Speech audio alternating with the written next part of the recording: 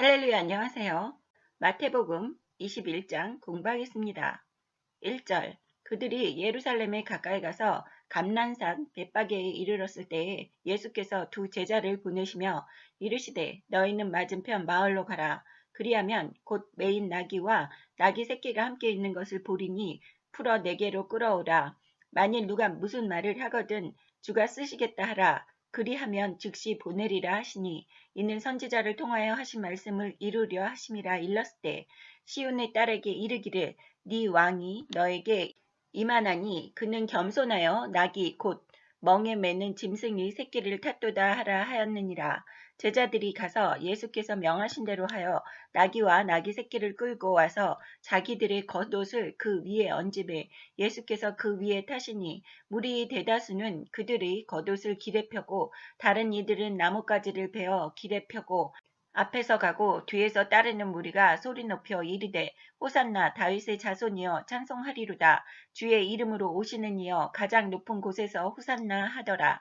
예수께서 예루살렘에 들어가시니 온 성이 소동하여 이르되 이는 누구냐 하거늘 무리가 이르되 갈릴리 나사렛에서 온 선지자 예수라 하니라. 1절에 보시면 감난산 벳바게에 이르렀을 때 예수님께서 맞은편에 있는 마을로 가서 나귀와 나귀 새끼가 함께 있는 것을 보고 풀어서 예수님께로 끌어오라고 말씀하십니다. 이렇게 주인이 아닌 사람이 나귀를 끌고 온다는 것은 도적질이라고 볼 수 있는 것입니다. 3절에 보시면 만일 누가 무슨 말을 하거든 주가 쓰시겠다 하라 그리하면 즉시 보내리라 하시니 라고 이야기하시는 것을 보실 수 있습니다. 이것은 당연히 이 세상 모든 것의 주인은 하나님 아버지시고 독생자 아들인 예수님 것이라는 것을 예표하고 있는 말씀입니다. 그렇기 때문에 이 세상 모든 것을 예수님이 취하여서 쓰실 수 있다는 것을 의미하고 있는 것입니다. 또한 제자들은 자신들이 남의 것을 취하러 가는 도둑질하는 것이라고 생각하지 않고 당연히 예수님이 하시는 말씀대로 순종하는 모습을 볼 수 있습니다. 이것은 제자들 또한 이 세상 모든 일들이 예수님께서 명령하신 대로 된다고 생각하고 있기 때문입니다. 4절에 보시면 선지자들이 계속해서 예수님에 대해서 이야기했다고 하는 말씀입니다. 네 왕이 너에게 임하나니 그는 겸손하여 나귀 곧 멍에 매는 짐승의 새끼를 탔도다 하였느니라.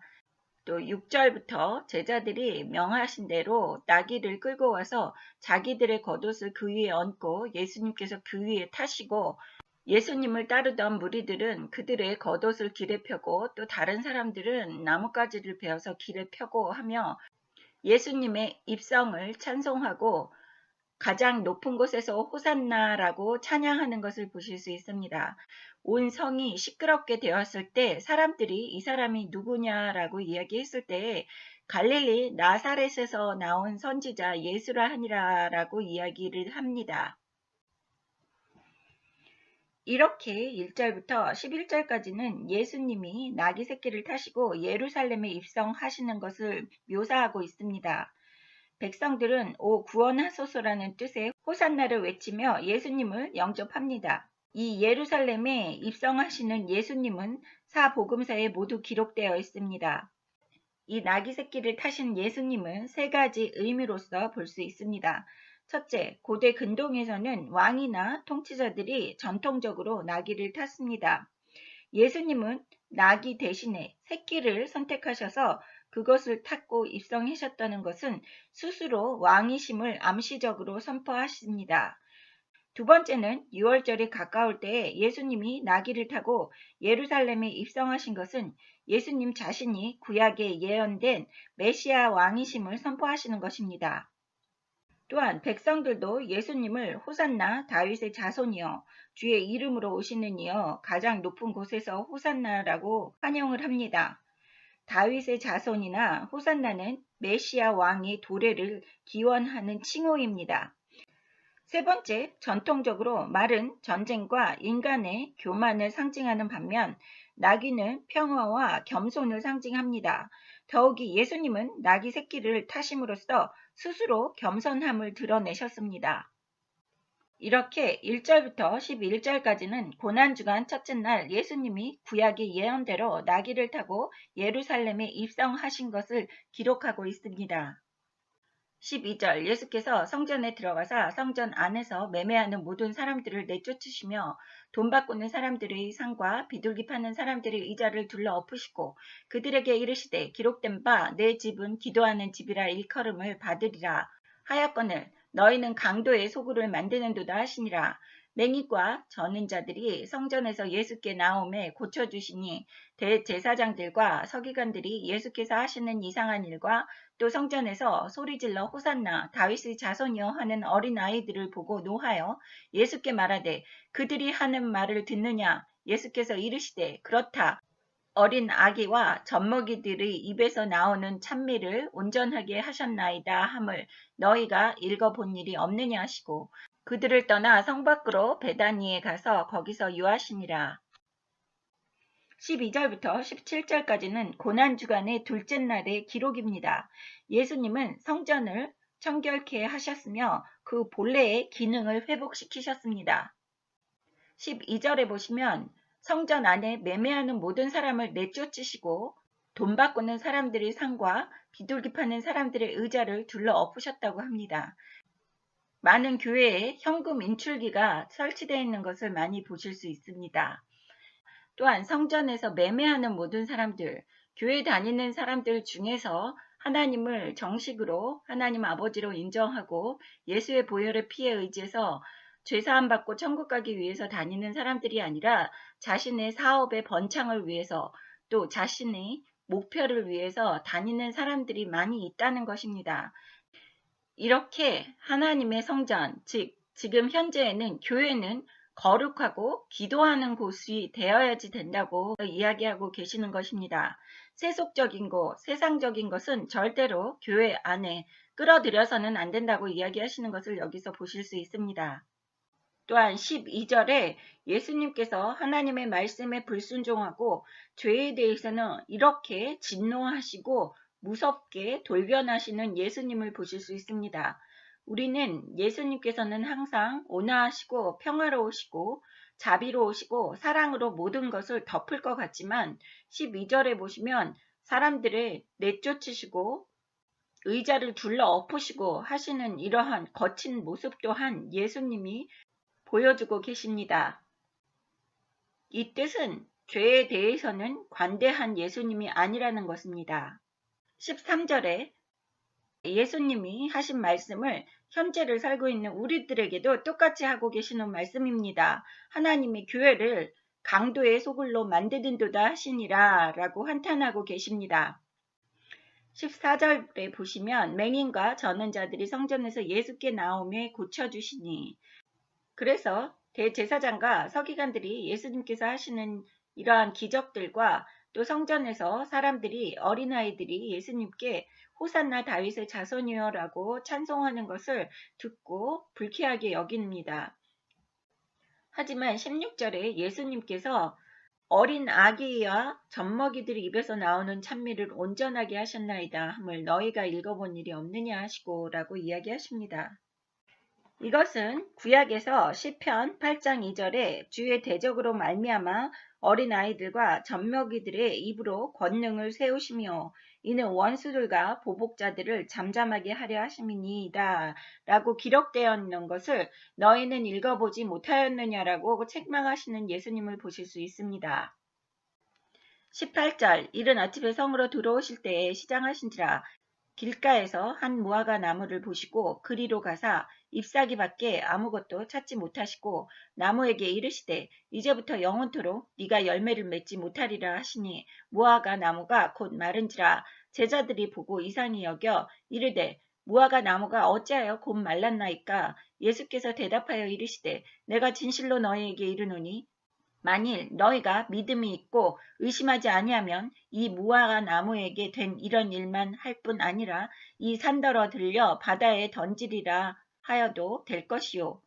너희가 기도할 때 무엇이든지 믿고 구하는 것은 다 받으리라 하시니라. 18절에 보시면 아침에 성으로 예수님이 돌아오실 때에 시장하셔서 길가에 있는 한 무화과 나무를 보시고 그곳으로 가서 열매를 따먹기를 원하셨습니다. 하지만 무화과 나무는 잎만 무성하고 열매가 없었다는 것입니다. 이 뜻은 현재를 살고 있는 우리들도 예수님을 믿는다고 하며 겉모습은 그럴듯하지만 그 안에 성령의 열매가 없을 수 있다는 것입니다. 그랬을 때 예수님이 진노하시고 영원토록 네가 열매를 맺지 못하리라 하시니 무화과 나무가 곧 말랐다고 합니다. 이렇게 예수님께서 저주하시는 모습 또한 볼 수 있습니다. 제자들이 보고 이상히 여겨서 무화과 나무가 어찌하여 말랐느냐고 예수님께 여쭤봅니다. 예수님께서 말씀하시기를 너희가 믿음이 있고 의심하지 아니하면 이렇게 내가 무화과 나무를 말린 것뿐만이 아니라 산들을 들어서 바다에 던질 수도 있다고 이야기하시는 것입니다. 즉 믿음이 있으면 믿음으로 기도할 때에 이것이 이루어질 수 있다는 것입니다. 그래서 현재를 살고 있는 우리들에게 예수님께서 22절에 말씀하시는 것은 기도할 때 무엇이든지 믿으라는 것입니다. 또 믿고 구하는 것은 다 받았다고 믿으라고 하시는 말씀입니다. 그렇게 믿을 때에 우리 앞에 기적이 일어난다고 하시는 말씀을 여기에서 보실 수 있습니다.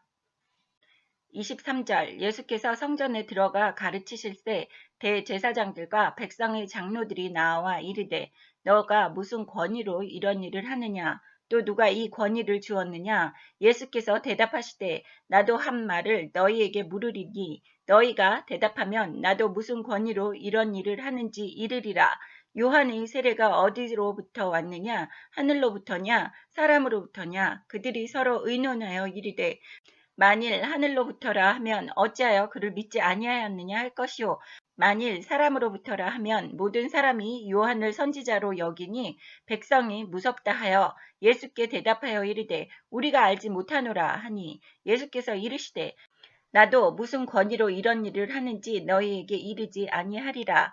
그러나 너희 생각에는 어떠냐? 어떤 사람에게 두 아들이 있는데 맏아들에게 가서 이르되 예, 오늘 포도원에 가서 일하라 하니 대답하여 이르되 아버지 가겠나이다 하더니 가지 아니하고 둘째 아들에게 가서 또 그와 같이 말하니 대답하여 이르되 실소이다 하였다가 그 후에 뉘우치고 갔으니 그 둘 중에 누가 아버지의 뜻대로 하였느냐 이르되 둘째 아들이니이다. 예수께서 그들에게 이르시되 내가 진실로 너희에게 이르노니 세리들과 창녀들이 너희보다 먼저 하나님의 나라에 들어가리라. 요한이 의의 도로 너희에게 왔거늘 너희는 그를 믿지 아니하였을 때 세리와 창녀는 믿었으며 너희는 이것을 보고도 끝내 뉘우쳐 믿지 아니하였도다. 23절에 보시면 예수님이 성전에 들어가서 가르치셨다고 합니다. 그랬을 때 대제사장들과 백성의 장로들이 나와서 너가 무슨 권위로 이런 일을 하느냐고 누가 권위를 주었느냐고 예수님께 추궁을 합니다. 이렇게 기록되어 있는 것을 볼 때에 아무나 가르칠 수 있는 것이 아니라는 것입니다. 하나님께로부터 가르칠 수 있는 권위를 받아야지만 그 사람이 가르칠 수 있다는 것입니다. 그랬을 때 예수님께서 너희에게 물으니 너희가 대답하면 나도 무슨 권위로 이런 일을 하는지 이르리라. 예수님은 항상 바리새인과 서기관들, 대제사장들, 하나님께서 기뻐하시는 사람들이 아닌 경우에는 이렇게 강경한 태도로 나가셨다는 것을 보실 수 있습니다. 그 누구도 예수님에 대해서 멸시하고 짓밟을 수 있게끔 허락하시지 않는 모습을 보실 수 있습니다. 다만 십자가에 못 박혀 돌아가시고 고통당하신 이것은 하나님께서 허락하시고 예수님이 치러야지 되는 고통이셨기 때문에 예수님이 받으셔야지 되는 잔이었기 때문에 허락하신 것 뿐입니다. 예수님이 당당하게 너희에게 물으리니 너희가 대답하면 나도 대답하겠다고 24절에 말씀하시는 예수님의 강경한 모습을 볼 수 있습니다. 25절에 보시면 세례 요한이 어디서부터 왔느냐 하늘로부터냐 사람으로부터냐 라고 먼저 장로들과 대제사장들에게 예수님이 물어봅니다. 어떻게 대답할지 고민하는 모습을 보실 수 있습니다. 하늘로부터라고 하면 왜 믿지 않았느냐고 추궁할 것이고 또 사람으로부터라고 하면 세례 요한을 추종하던 많은 백성들이 무서워서 함부로 대답을 하지 못합니다. 그래서 우리가 알지 못하노라 이렇게 대제사장과 장로들이 이야기합니다.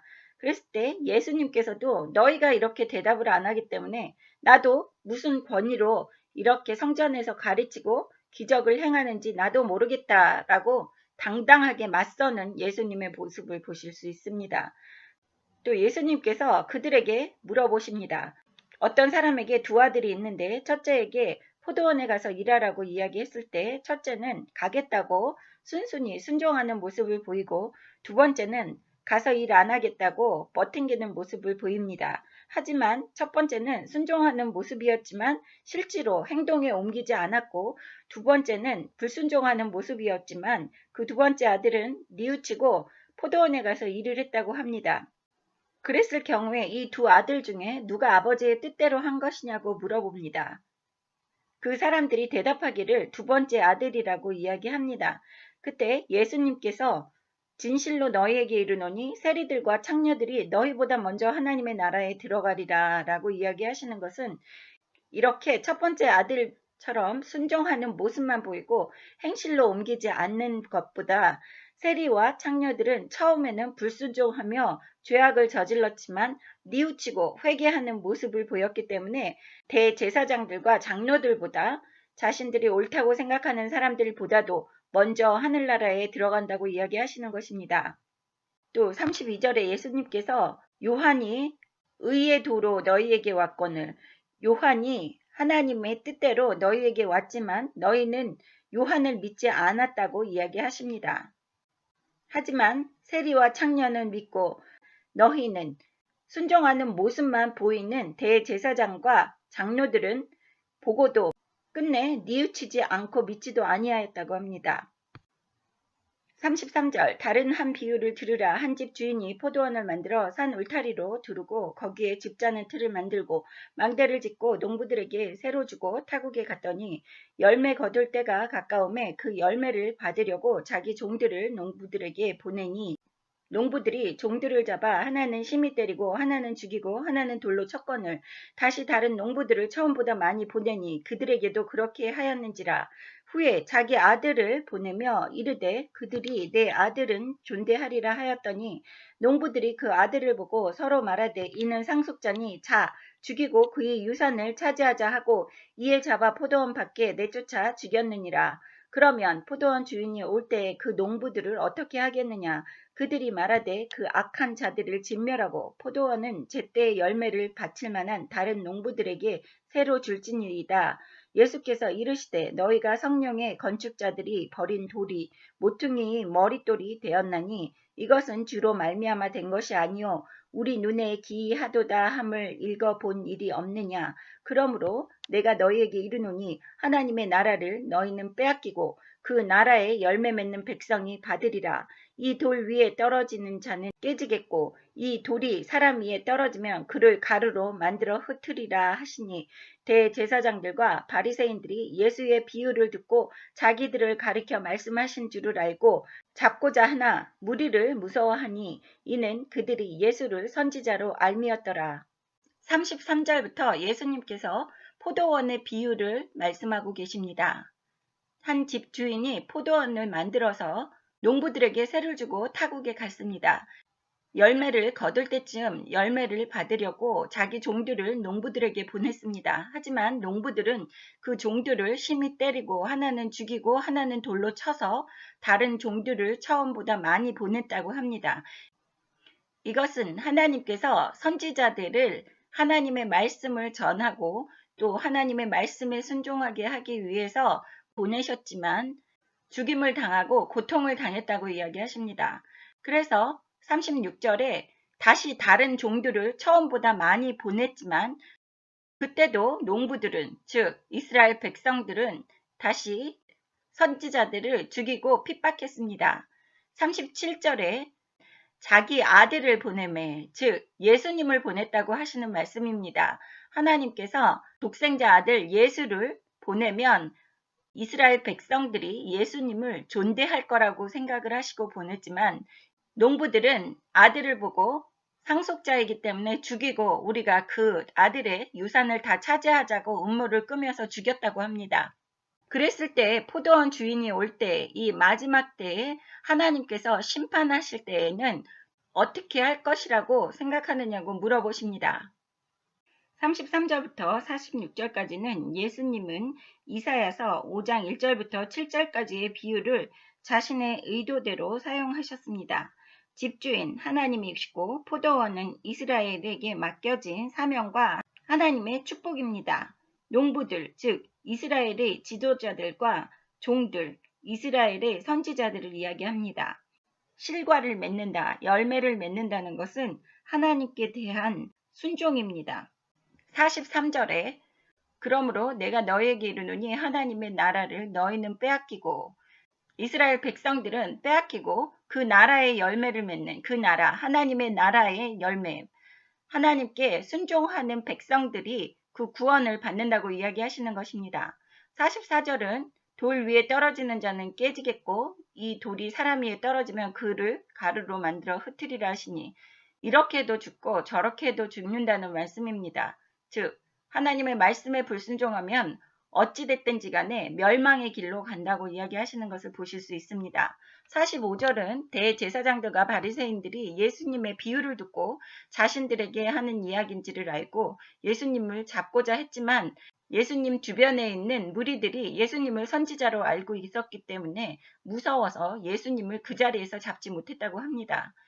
다음 시간에 마태복음 22장 공부하겠습니다. 감사합니다. 할렐루야.